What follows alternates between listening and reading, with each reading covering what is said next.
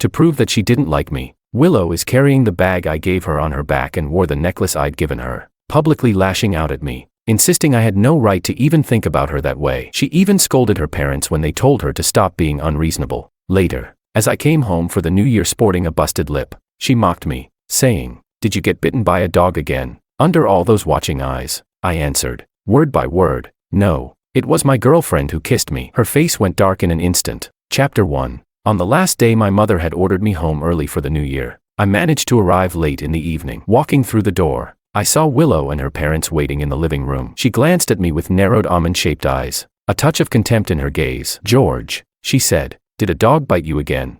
When I was 5, I'd insisted on playing with a puppy and got bitten, which meant 3 rabies shots. Willow had reluctantly accompanied me back then, but she never missed a chance to remind me of it. Everyone laughed at the memory, so I touched my mouth, realizing the cut had scabbed over and was pretty obvious. Through their laughter, I responded, "No, it was my girlfriend who bit me this morning." Silence fell. In the stunned silence, only Willow's face turned pale. After all, we had a childhood engagement. Chapter 2. The silence was heavy until Willow's mother, Mrs. Liu, spoke up. "So George has a girlfriend now," I politely confirmed. "Yes, a classmate from my school." Noticing Willow's wide-eyed surprise, I continued, "She couldn't come this time, but after New Year, I'll bring her around to meet everyone." In the next moment, Willow's face flushed with anger, and she shouted, "Who wants to eat with you all?" She stormed off to the balcony, leaving her mother to cast a worried glance my way before following her outside. Shrugging at the awkwardness lingering among the others, I wheeled my luggage to my room. Bits of the argument drifted in from the balcony. Mrs. Liu's voice cut through the air. "You were the one who said you didn't like George, and now he has a girlfriend, and you're acting like this." Silence followed her words until Willow finally replied, "Well, I still don't approve." I chuckled quietly. 3 years ago, at a family gathering, Mrs. Liu had joked, calling me her future son-in-law. Willow had erupted, accusing her mother of joking in poor taste and insisting she didn't like me at all. She then turned on me, demanding I keep my distance and not have any thoughts about her. Her father had slapped her on the spot, but Willow held me responsible for all of it. Our friendship soured, and when it came time to choose a college, I picked one far from her, way in the southwest. I thought we'd just stay childhood friends after that. But now, what was Willow trying to do? Chapter 3. After changing into more comfortable clothes, I found Willow already seated at the dining table. Somehow, her mother had managed to calm her down, and she looked less irritated than before. During dinner, everyone carefully avoided bringing up the previous conversation, asking only about my studies instead. Just as the atmosphere began to ease, my phone buzzed. I glanced at the caller ID, a slight smile tugging at my lips. "Excuse me, Auntie." "You all go ahead," I said, stepping outside to answer. It was my girlfriend, Anna, her voice sweet as she checked if I'd had dinner. I teased her, "How did you bite my lip so hard it bled?" "I didn't even realize." Anna gave a little huff on the other end before muttering, "I did it on purpose." Just as I was about to respond, there was a loud bang behind me. I turned to see Willow, her face flushed with annoyance. "Are you coming back to eat or not? If not, I'll start doing the dishes," she snapped. Anna overheard her and asked, "Have you not eaten yet? Should I order you some fried chicken for later?" Willow bit her lip at the sound of Anna's voice. "Who's that?" she demanded, meeting her gaze. I said, clearly and slowly, "My girlfriend." Chapter 4. After a moment of silence, Anna softly replied, "Call me later tonight." "Okay." The line went dead. Now, standing by the entrance, a heavy silence lingered between Willow and me. She stared at my lips for a long time before finally asking, "How long have you two been dating if you're already kissing?" I switched off my phone and answered, "Almost a year." She furrowed her brow, then asked, "Why have I never heard you mention her?" I realized she was probably referring to my lack of social media updates. After our fallout, I hadn't unfriended her, but we barely communicated, and I rarely posted anything, never changed my profile picture, and certainly never shared anything about Anna. "I forgot to update," I said, tucking my phone into my pocket. Willow let out a little laugh, almost relieved. "Guess you don't like her that much then, huh?" I looked at her, puzzled. "What makes you say that?" She shrugged. "If you really liked her, wouldn't you at least mention her?"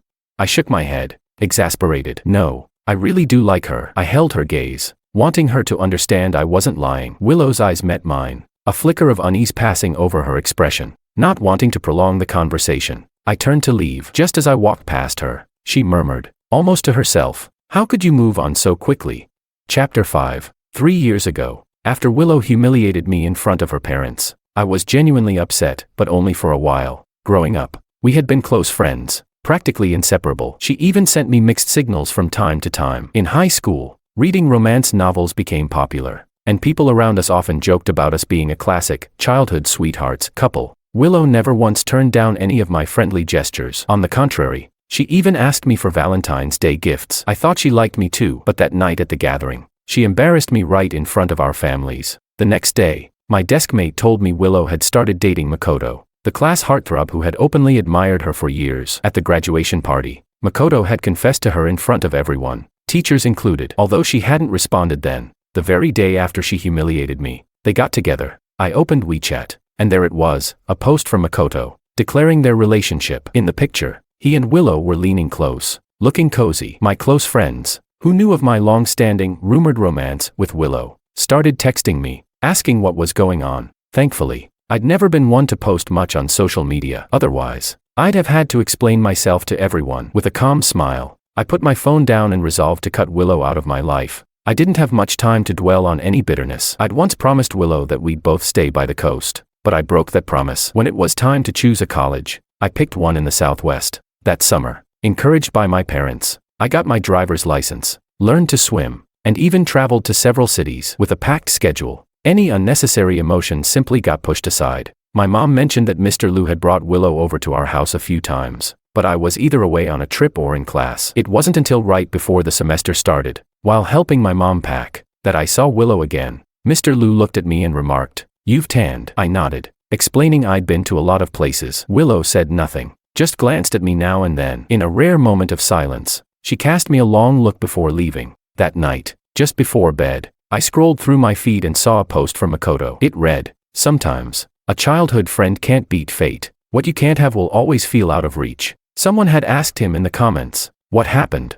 Makoto's reply was simple, "We broke up." Only then did I understand why Willow had looked so down earlier. She and Makoto had broken up. Still, Makoto's words, about childhood friends losing out to fate, left me confused. As far as I knew, Willow didn't have any other childhood friends besides me. In the past, I might have gone to Willow to clear things up, but over the summer, I'd come to realize that Willow and I would, at most, remain just friends. I wouldn't let her affect me anymore. On the day I left for school, I powered off my phone before boarding, missing Willow's last message to me, "Why did you choose C University?"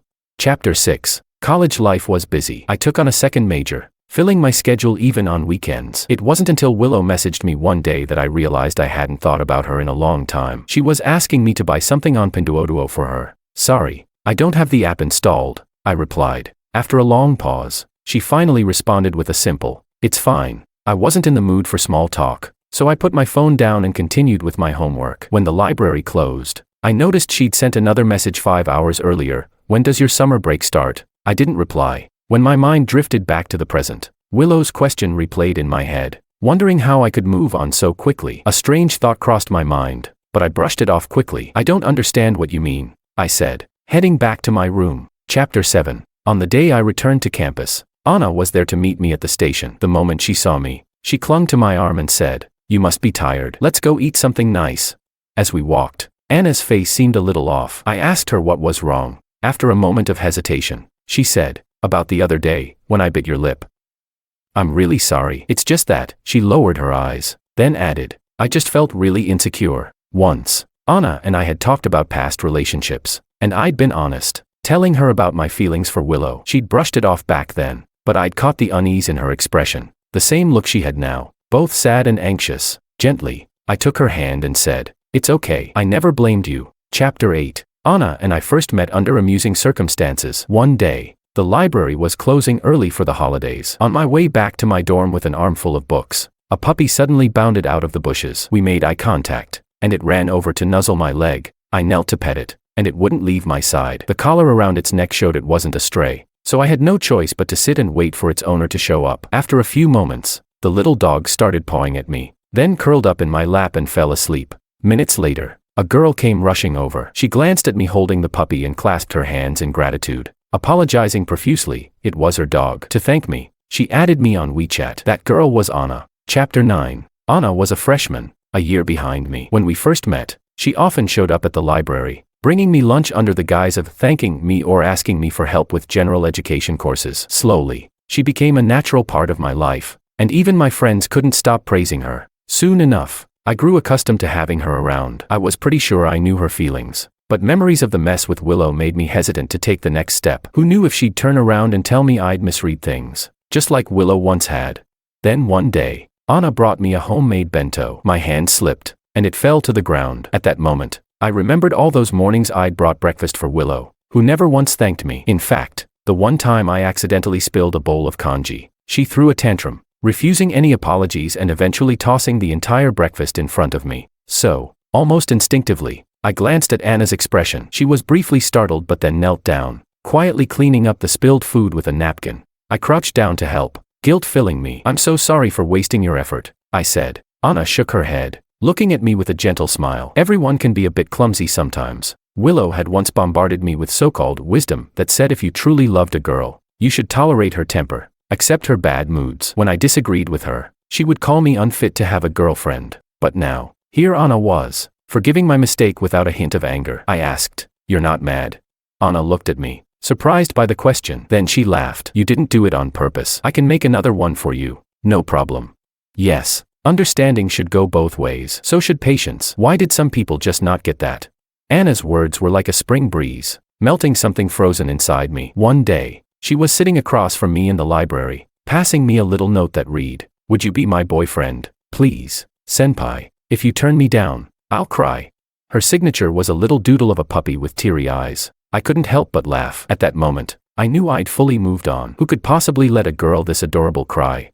So, I wrote back, "Only if you promise not to cry, girlfriend." Chapter 10. Anna wasn't the kind of girl who just took without giving back. Every holiday, we'd plan little gifts and surprises for each other. And she was never fussy. We'd always openly share ideas for presents instead of playing guessing games. She got me a full set of game skins, and I helped her plan her dream vacation for the long weekend in October. We even went on a trip to a coastal city. Anna took a perfect Polaroid shot at the beach and tucked it behind her phone case. We had an incredible time, like both a couple and close friends, enjoying 3 days and 2 nights of laughter. But on our way back, an unexpected visitor almost shattered that happiness. As we held hands, walking back to campus, my roommate called, "Hey, George, your sister came by looking for you. She's waiting downstairs." I paused. "Which sister?"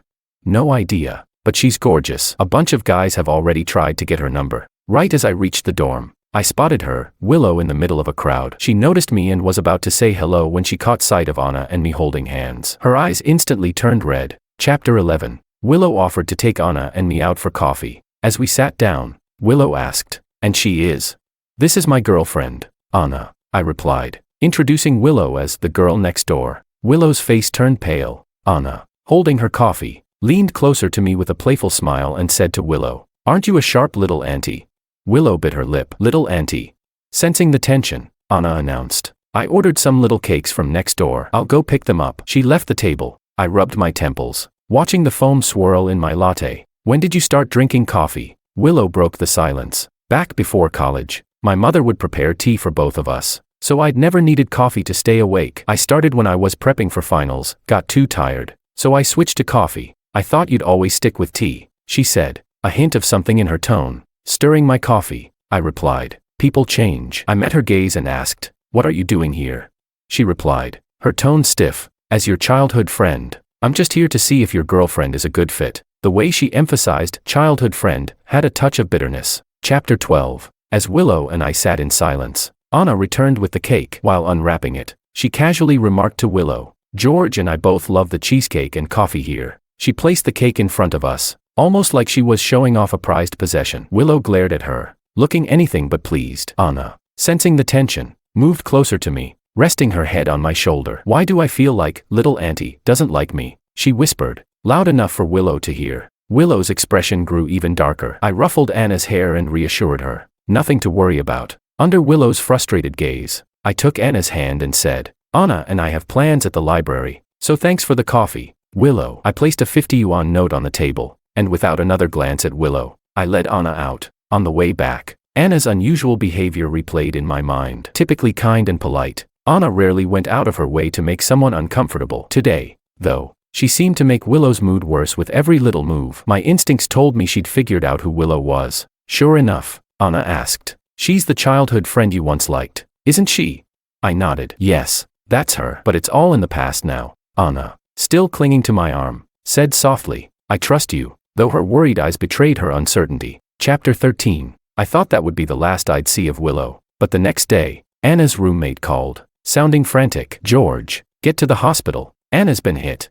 I rushed over, only to find Anna sitting on a bench, red-eyed, with Willow seated at the far end. The moment she saw me, Anna huddled into my arms, looking about to speak, but Willow cut in. George, I saw her all cuddly with another guy, laughing like it was nothing. Willow held up her phone, showing me a photo of Anna with her arm around a guy, smiling as they talked. Willow muttered, see, I told you she's not right for you. She shot me a smug glance now and then. Cutting her off, I said, that's Anna's cousin. I know him. Willow froze, momentarily stunned. Then she huffed, you don't have to defend her. It's not like you've ever had great taste. I replied calmly, this isn't about defending anyone. Anna introduced me to her family when we started dating. Turning to her, I added, if my taste were really that bad, I wouldn't have liked you back then. Willow's face went pale, her eyes welling up. How can you say that?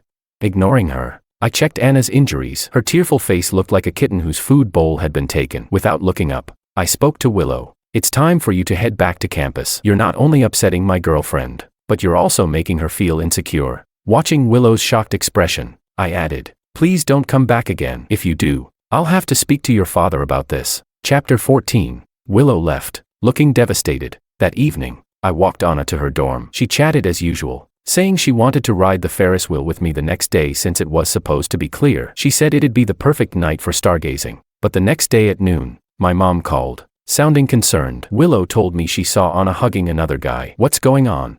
A surge of frustration hit me, frustration at Willow for twisting the truth, for constantly meddling. The thought lingered all day, and when we finally reached the Ferris wheel's peak, Anna tried to kiss me, but I was too distracted to respond. When I came to my senses, Anna was looking at me, tears shining in her eyes under the lights. Before I could apologize, she spoke first. George, is something bothering you? Let's take a few days to cool off. I'll wait for you. Anna, usually so cheerful, was shedding tears because of me. Guilt settled heavily on my chest. Though clearly upset, she still held my hand as we walked back. Before heading inside, she looked down, her shoulders slumped. George, the things I give you, they're the things I want too. Chapter 15. I kept replaying Anna's words in my mind after she left. On weekends, we'd usually spend all our time together, but that day, she went alone to the lab. I found myself wandering into a bookstore, a rare occasion. At checkout, I sensed someone watching me. Looking up, I saw a guy I didn't recognize. He was holding a book and walked over. Out of courtesy, I smiled,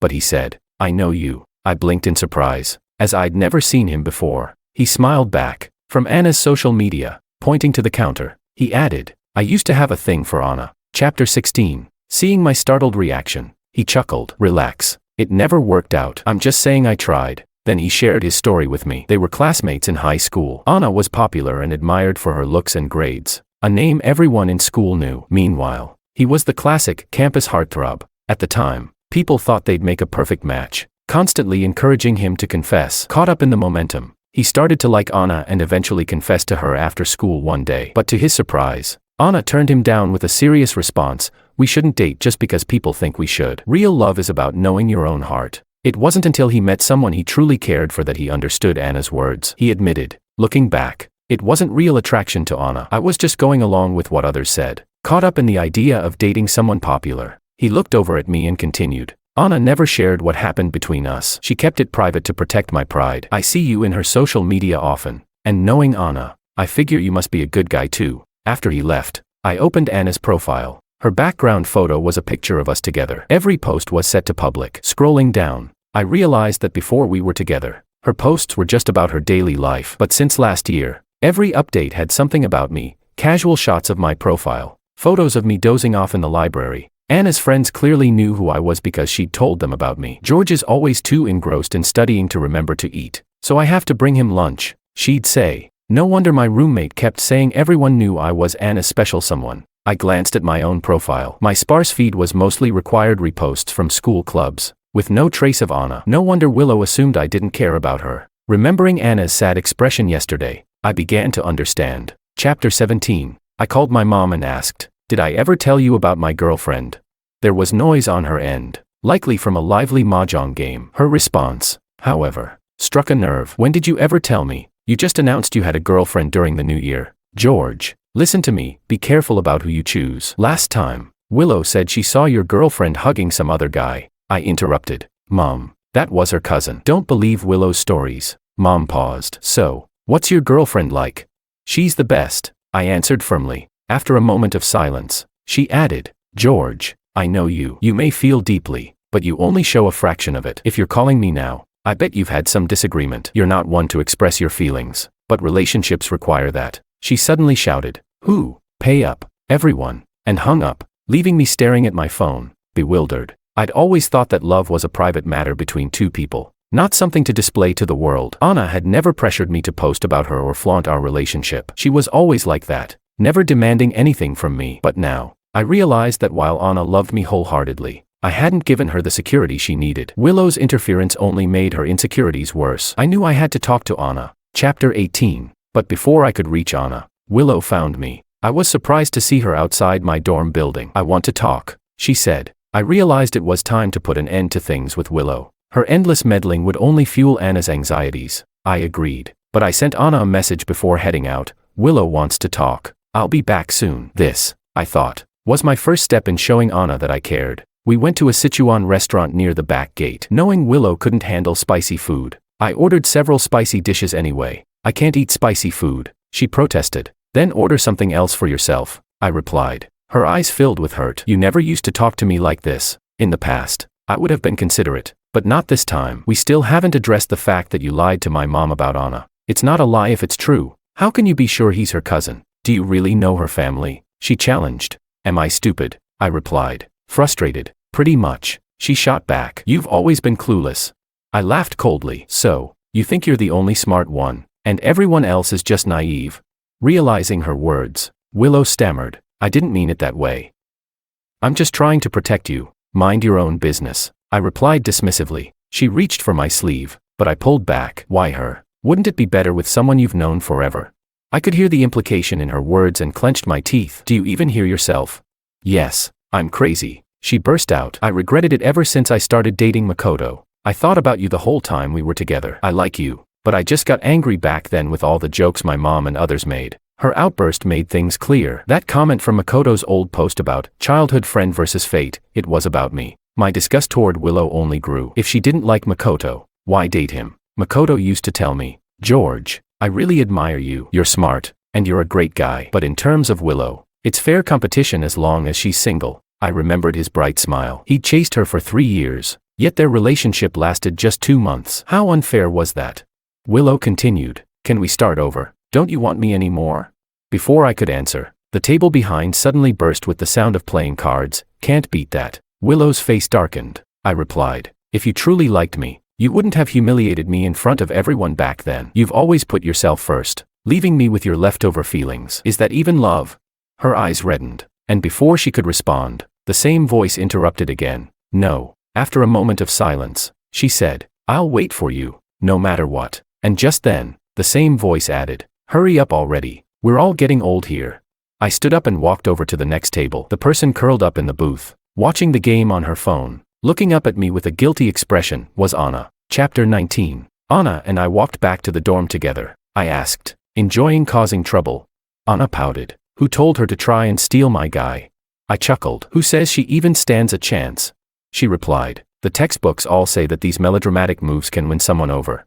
I held out my hand. Which textbook? Anna's face turned red as she reluctantly handed over her phone, where an open TXT file titled Defeating the Childhood Friend, Winning the Heart of the Popular Guy was displayed. I laughed out loud. You call this a textbook? Why don't you send this to your professor? She snatched her phone back. Don't be like that. I still need some dignity with my seniors.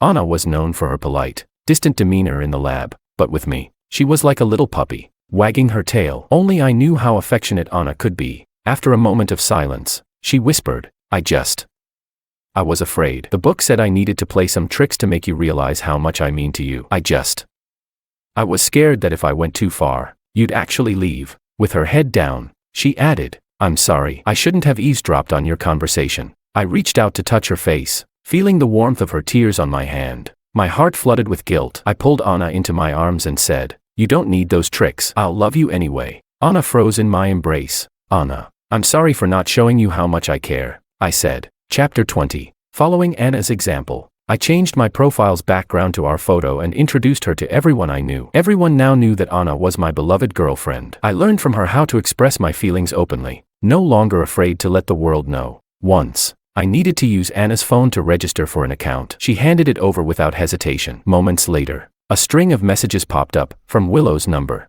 Curious, I opened the chat. Willow had sent Anna over 10 photos of the two of us from years ago. Anna's response was a single photo of herself leaning into my arms. Willow's angry, hurt replies followed. As she spat insults at Anna, Anna's reply read, "It's not my fault you couldn't hold on to George. You always expected him to tolerate your selfishness, as if he'd never leave you because of your history together. But Willow, no one is irreplaceable. George deserves something better." Willow went silent for a long while before replying, "What do you know? I've known him since we were kids. My bond is deeper." Anna's answer was quick, "If time alone is what makes love, then you should marry the earth since you've been together forever." Then, as if she'd found an opening, Anna added, "Goodbye, little auntie. Don't forget to bring a generous gift for our wedding." Willow responded with a bitter emoji, then blocked her. Chapter 21. I rarely posted on social media, but on graduation day, I shared, "June isn't just for graduation gowns, it's for my bride too." The post included a photo of my graduation picture and our marriage certificate.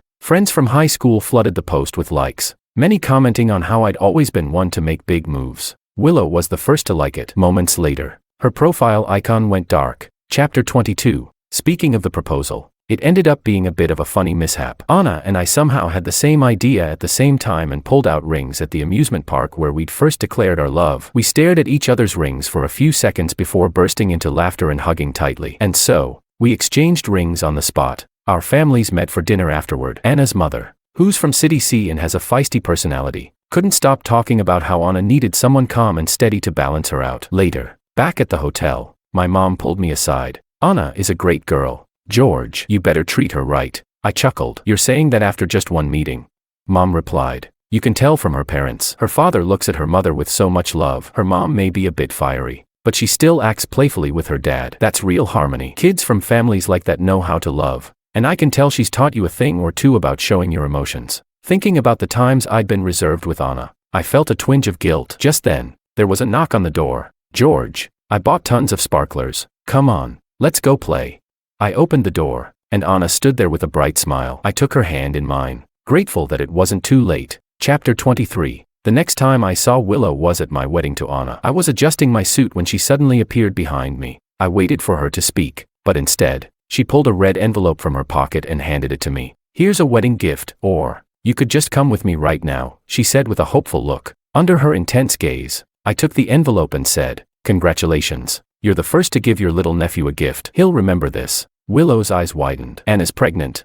I smiled and nodded. "Yes, Willow, you're going to be an aunt." She went quiet, then said, "Have you thought about it? What if Anna's feelings waver in the future? Are you really ready for marriage?" Chapter 24. It's interesting. I've always been a reserved person, one who doesn't speak much. In high school, I'd see proposals on TV and wonder how people could say such mushy things without feeling embarrassed. But when the moment came, I had no hesitation. I simply pulled out the ring and said the words that felt so natural. "Anna, will you marry me?"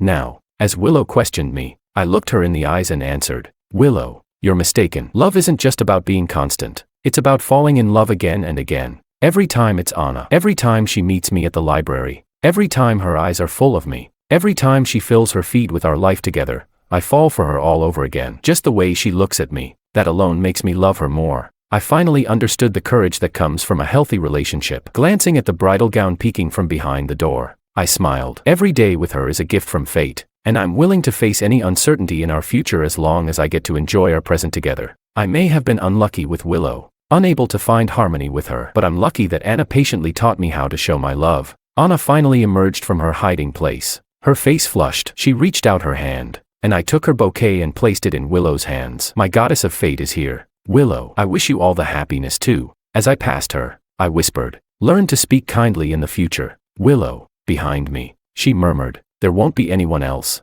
I didn't look back. Chapter 25. After the wedding, my mom told me Willow had flown abroad that very day, leaving her parents fuming. Occasionally, I'd get messages from her overseas, just small greetings that never crossed any boundaries. Willow seemed to be holding onto the past, but I wasn't responsible for her pain. Every time I received one, I'd show it to Anna. She'd guess who it was and always huff about not caring. then snuggle into my arms and pout. One time, while using Anna's computer for work, I noticed a folder on her desktop. Curiosity got the best of me, so I clicked it open. It was filled with photos and videos of us, though I didn't recognize the first video. I played it. In the video, Anna held her dog, looking rather glum. "My little prince, can you complete your mission?" she asked, patting the dog's head. It wagged its tail. A moment later, a boy appeared on the screen. It was me, walking past with a stack of books during our second year. Anna nudged the dog forward, whispering, "Go on. Remember to stick to that big brother for a bit. If you do well, I'll give you a treat."